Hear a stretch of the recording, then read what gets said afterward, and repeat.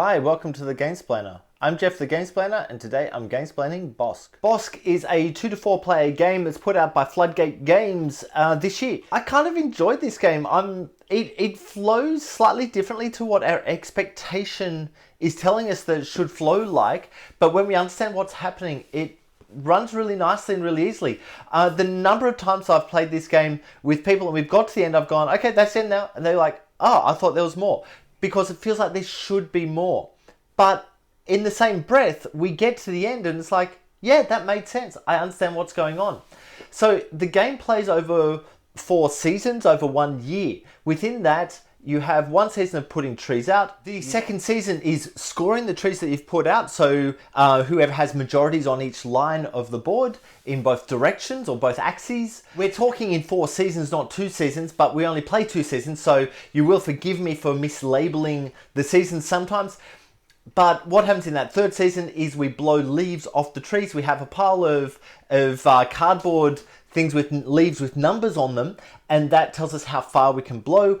And there's a different tracker that tells us which direction we're blowing from which trees. So where we've placed the trees in the first half of the game is really important when it comes to the second half of the game. The problem is that we can't 100% think through everything that's going to happen in the second half because we don't know which axes of the board that card is going to be put on. The person who chooses is the person who's furthest behind in the first half. So theoretically, you could throw the game in the first half to not have the largest numbers in the first half, knowing which side of the board you're going to be blowing from, and so therefore blow to help yourself out. I haven't quite made my decisions as to whether that's a viable strategy. I think it is a viable strategy, but to work out how far behind to fall, in the games that I've had of it, I've tended to just allow that to be what it is, and whoever's going first goes first, and then deal with it from there.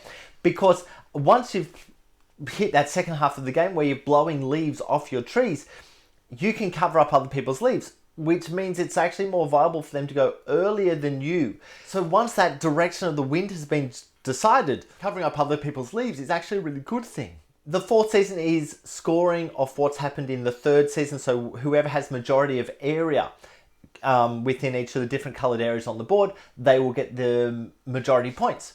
There's a real thinkiness on this game that doesn't appear that it's going to be there until you actually start playing the first time and you go, oh, I see where I went wrong in the first half of the game when you get to this part. So you actually need to understand what's happening at the end of the game in order to place your trees very well in the first part of the game. And there's that real crunch of it. I actually really like this game. I think if you look at just pictures of the game, it looks very similar to photosynthesis because you have those 3-dimensional trees that are put onto the board. The other thing that's happened really, really well in this game is these. These are little boxes. There are 4 of them within the box. And so each player can be given 1 of them. And that's got all the stuff they need to play the game in their color. I actually really like that.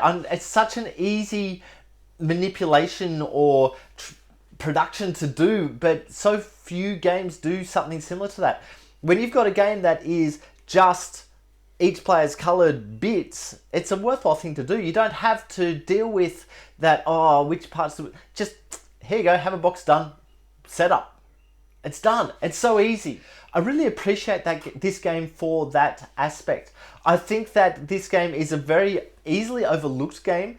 It looks beautiful on the table, don't misunderstand me. Because of that 3-dimensional trees, it actually looks really nice. It's got wooden pieces, wood components for the leaves that blow off the trees. They look really nice. It's got a squirrel. Oh, a squirrel. The little wooden squirrel that it goes the same as the leaves, but once it's been placed on a pile, you can't put any leaves on top of it. It can go a maximum of 3 distance away from your tree. If you've played the squirrel, it's as if you played a number 1. So you're probably going to get the first go next turn, but you can't put anything on top of it. So if there's a hotly contested spot that's likely to be taken by other players, you can put your squirrel on there and stop them from being able to use that spot in their future leaf placements. There's a heck of a lot of thinking going on with this game. I really appreciate this. It's not a long game. It runs for about half hour-ish, depending how many players and how much AP each person has. but it's a worthwhile game to have a look at. I'll leave it there. Go on and watch my gameplay and Gamesplanation and to get a feel for how the game actually plays in practice. It's one of the few games I've actually gone to the end, so you'll see what the end scoring looks like, so you get a real feel for what's going on. If you have any games that you would like to be gamesplayed, please shoot me an email at thegamesplainer@gmail.com. Follow me on Instagram and Twitter at thegamesplainer to keep up to date with the games I'm playing. Subscribe to my videos to keep up to date with the games that I'm gamesplaining. And until next time, enjoy gaming.